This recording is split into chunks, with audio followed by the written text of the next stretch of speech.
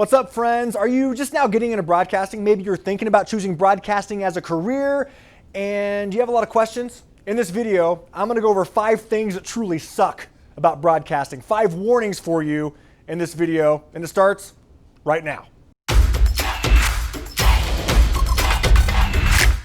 My name is Josh Helmuth. I'm an anchor for Good Morning Colorado. I've been in this business for about 12 years now, and I love my career. I love my job. I love Good Morning Colorado.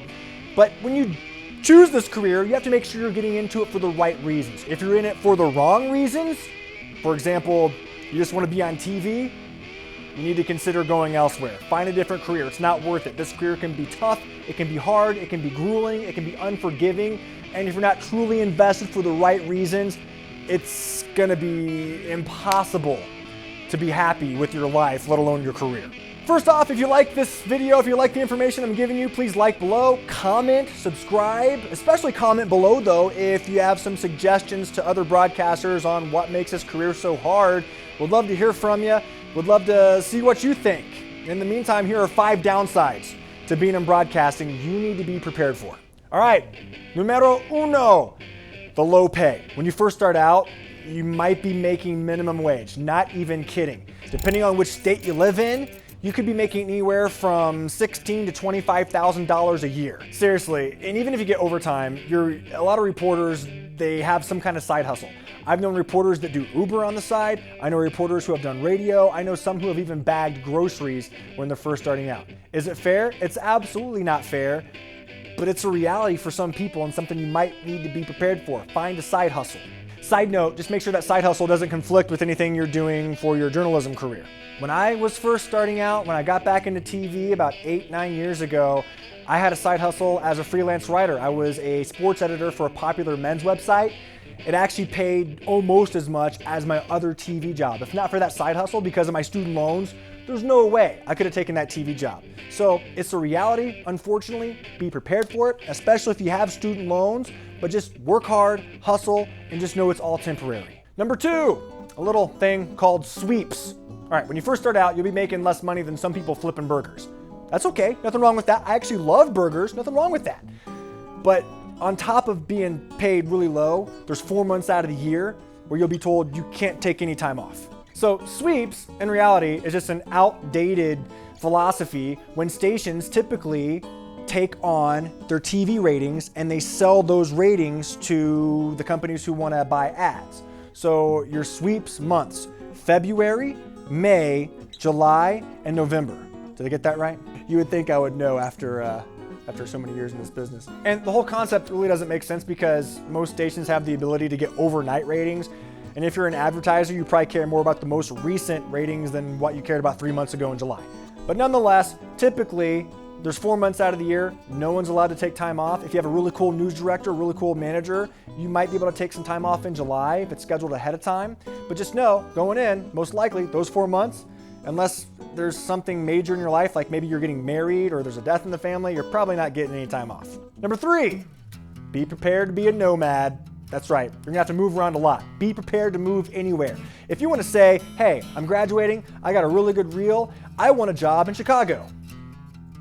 It could happen, most likely won't. Everybody's gotta start somewhere and you'll probably have to start like the rest of us in Fargo, Laredo, Bakersfield, Casper. Great little cities, right? Doesn't pay the greatest, but that's where you have to start. And it's good to start there because that's where you go through your growing pains. It's good to mess up, make your mistakes early in those smaller markets so you build your confidence, you build your skill set, and then someday you're ready for Chicago or Denver or New York or in LA, wherever you want to go. But give yourself some time to develop your skill set, and then when you're ready, you'll move up into the city where you want to be. And typically contracts are anywhere from 2 to 3 years, depending on if you're an anchor reporter, the company who's hiring you, your certain role. So be prepared in the beginning to move every 2 or 3 years. Number 4, stress. It is a very stressful career. Unfortunately, especially if you're a dayside reporter, maybe you have to go knock on doors. You have very tight deadlines. It can be a very stressful job, especially in today's climate when journalists are unfairly targeted and ridiculed constantly, especially online from people who hide behind fake names and fake pictures. They say things they would never say to your face. It's very common in this business. You're harassed sometimes by some angry people for simply doing your job. Maybe it's just a fluffy piece. Maybe it's a nice feature story, but maybe people ridicule you for what you wore. On the heavier side of things, maybe you're an investigative journalist, you're holding someone accountable, maybe someone who's breaking the law, and you get death threats. That happens too. On top of that, again, social media doesn't help, so there are days, maybe weeks, you gotta take a deep breath, say a prayer for them, because happy people don't act like jerks, and just don't let them bring you down to their level. Number 5, knocking on doors. I mentioned this earlier, but if you're a dayside reporter, maybe an investigator, you're going to have some confrontations. And sometimes they're not on purpose. Sometimes you have to go knock on a door because a producer or a manager wants you to go see if a family wants to talk after maybe their daughter was murdered, or their daughter maybe passed away from an illness that was really rare. Maybe it's just some kind of noteworthy story. No one wants to do that. But even I had to do that when I was working in Kansas City. It's a really tough job. No one likes it.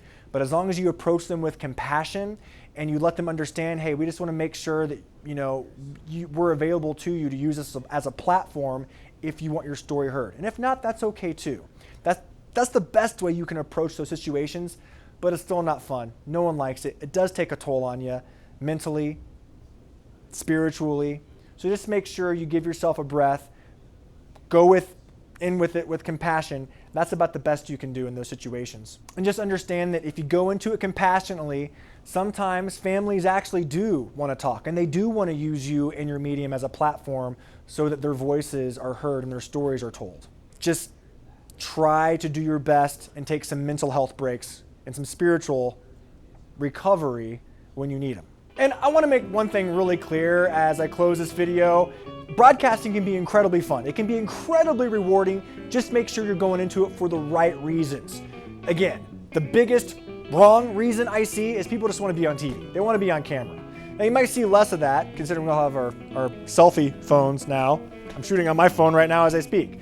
But still, if you just want to be on TV, you don't have a passion for people, for storytelling, for journalism, then it's probably not the right career for you and you should probably find something else. If you do love all those things, if you're passionate about people, about storytelling, about telling people stories, about digging in and doing great journalism, then you're gonna find this career, despite all the sacrifices you have to make early, extremely beneficial and rewarding. Now, if you'd like to learn more about some of the stress we deal with even here at KRDO, click on the video below right here. You'll see some of the hate mail we get sometimes, even as professionals who've been in this business for a long time. You deal with a lot of strange notes, but we also talk about why it's never beneficial to respond to online trolls. And if you want to learn how to get a job in TV faster, even if you're just starting out your career, you've been in the career for a couple of years, click the video right here. I was in the business for a long time and I use these tips to get my dream job here in Colorado. It'll help, I promise. Well, I promise as much as I can promise. I promise that if you take these notes from the video and you apply them and you work really hard and you hustle, there's a great chance you'll find a job faster. And if I missed something and you want to leave a comment about maybe what really stinks about broadcast news, especially when you're first starting out, leave a comment below. Thanks for watching, and remember, let's lift each other up. Let's be atypical.